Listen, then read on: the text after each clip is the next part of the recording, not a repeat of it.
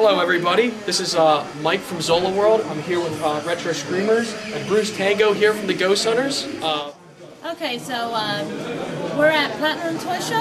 Platinum Entertainment, yep, spectacular toy show. Right. Anyhow, I'm a huge fan of Ghostbusters and Ghost Hunters, and it is an honor to get the chance to talk to you. Oh, my pleasure. I wanted to talk a little bit about your experience, about your son's work, and different things that you've done in the show. Well, you know, my son is a member of TAPS with the Ghost Hunters. He's been doing ghost hunting since he was about 16, 17, just about when I started. Yes. I actually was ghost hunting for about 40 years, not to the extent my son and what I'm doing now, but I was interested in the paranormal since I was 16 years old. So my son actually started doing it. He would go out on weekends with a buddy of his, and I would wish that he would ask me along, but he didn't want the old man around. So but you know, we've always been interested in the paranormal, and my son actually took it to another level. And TAPS and Ghost Hunters were nice enough to invite me along, and I've done a few episodes, and you know, I'm sort of like a novelty. They put me on every once in a while to make sure everything's okay. So I enjoy being with them. I enjoy ghost hunting with Jay Grant, you know, Chris, Steve, like my adopted son, and Dave, who I love very much. So oh yeah, it's a great time. Every time I'm with them, I learn something new. You know, things. See, when I was ghost hunting when I was younger, you know, probably there were a lot of things that I thought was paranormal that wasn't.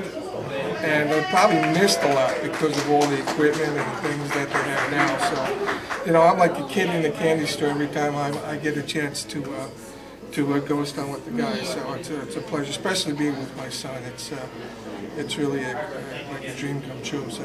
Now, can I ask you how Tango first got involved with TAPS, or had they been friends before the show even began and their investigations began? Sure, that's asked quite a bit.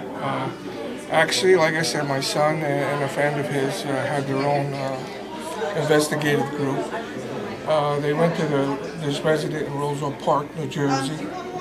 A lot of things were happening, a lot of activities, a little above them.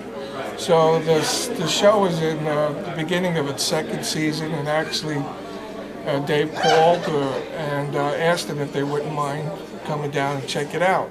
Lo and behold, they came down, and they actually asked Dave and his buddy to be on the episode.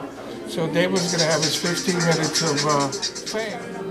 So after Dave did the episode and he had his 15 minutes of fame, it was a really cool thing. You know, we all got together, watched it on television.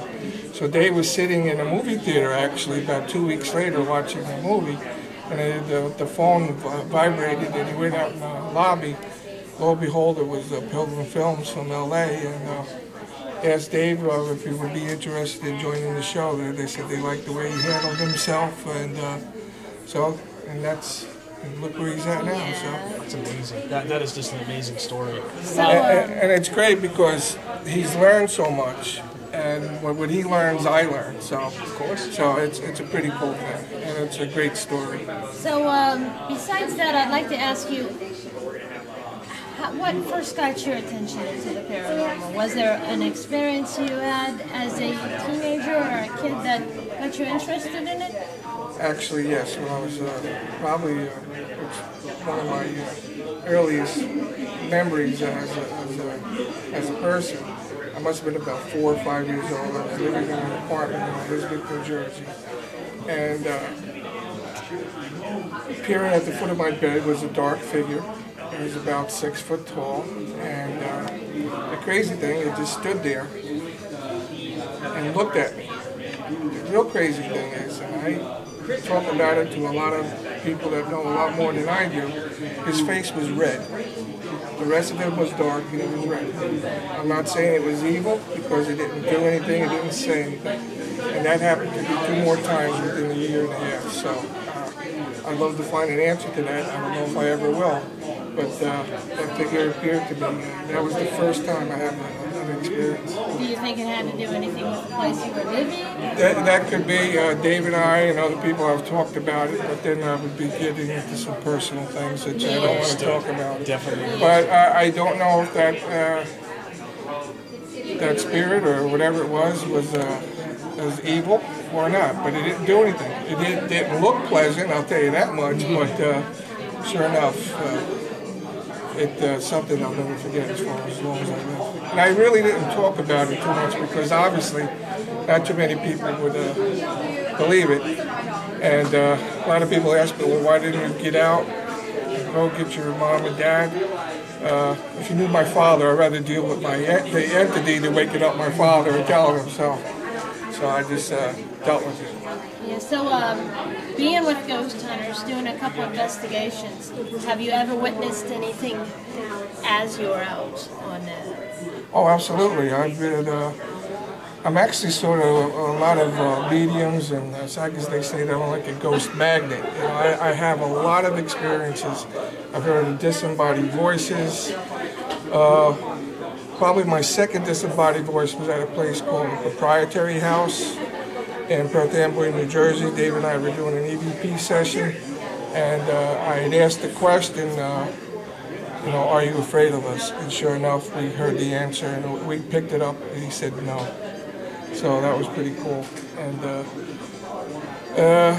actually, one of my favorite places is the Red Mill in Clinton, but I actually didn't have an experience there, but you know, Jane Grant did and some of the others. But the other places I've been to, actually I've had experiences about every place I've gone to. So I've been grabbed, I've been touched, been pulled. So it's been a pretty cool ride. Now, I got one other question for you.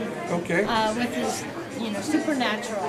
Now, have you come across many that had like really aggressive personalities, or is it usually just peaceful ones? Actually, most of them are peaceful. You know, there are evil entities, but I think they're few and far between.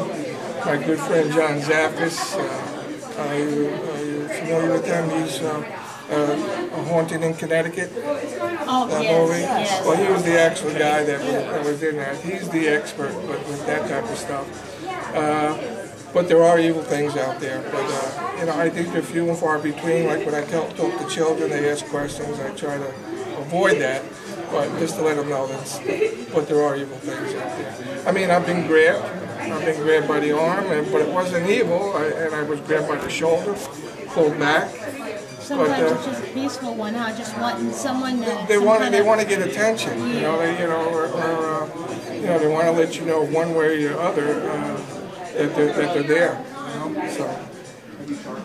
Now, I've heard that you guys actually like the Ghostbusters, like the Ghostbusters movies and everything like that. Oh, we're fans of the show, sure. Great. Yeah, Dan Aykroyd and Ernie Hudson and Bill Murray. They're a great show.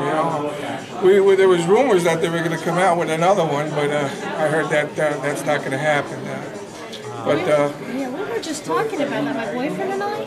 That Dan Aykroyd actually believes very strongly in this kind of stuff. Like, oh, yes, I know. Yeah, he's talked about it quite a bit. So. Yeah, it would be cool if he actually made it for an episode of Ghost Hunters. That would be nice. Yeah, came around with the guys. I don't make those decisions, but that would be great. If it ever happens, it would be a very interesting show. If they made another movie on Ghostbusters, you should definitely include the Ghost Hunters. I think that would be awesome. Just to have like a cameo appearance and just have you guys come in. I think that would be great. That would be cool. So if anybody in Hollywood is listening to this, that might be a good idea. And you heard it here first. But I want to thank you, Bruce, for doing this with us. My pleasure. And I hope to see you at Zillow World. If you'd come out, it'd be great to have you there. I'll see if I can make it. It'll be a pleasure. It's great talking to you guys. All right? Thank you. This is, and again, the event is coming up. It's October 2nd. It's Solo-E 2010. We're going to be having Larry Kenny, the voice actor that was Lino. He also was the commercials for the cereal commercials for Count Chocula and Sonny the Cocoa for Cocoa Puffs. And we're going to be having a whole lot of different comic artists and toy dealers, comic dealers, the whole nine. So come on out, check it out, and we hope to have BRUCE TANGO here. This would be great. See if I can make it. This would be awesome. Thank you again. My pleasure. Thank you so much. And good luck these, right? Thank you. Do you mind if I send this to Tango too? Because I have him on my MySpace. I don't know if he gets I'm just going to get some cutaways. You don't have to say no. Just I want to get you reacting and listening so she can cut them in. Some of the ghost hunter. You want to send it to my son? Okay. Just so they can see it. I think it'd be cool because he's on my MySpace. I got a couple of the guys on there. Okay. Because I love the show. Yeah, I just got my Facebook. I'm behind. I'm tech challenged. Like you're looking at him, listening to what he's answering. Okay. I'm just getting some cutaways so you have some. So I have some. Don't talk. Just smile and nod your head like you're listening to what he's saying. Okay. And Bruce, you're listening to her question and nodding your head, listening to what she has to say. Okay.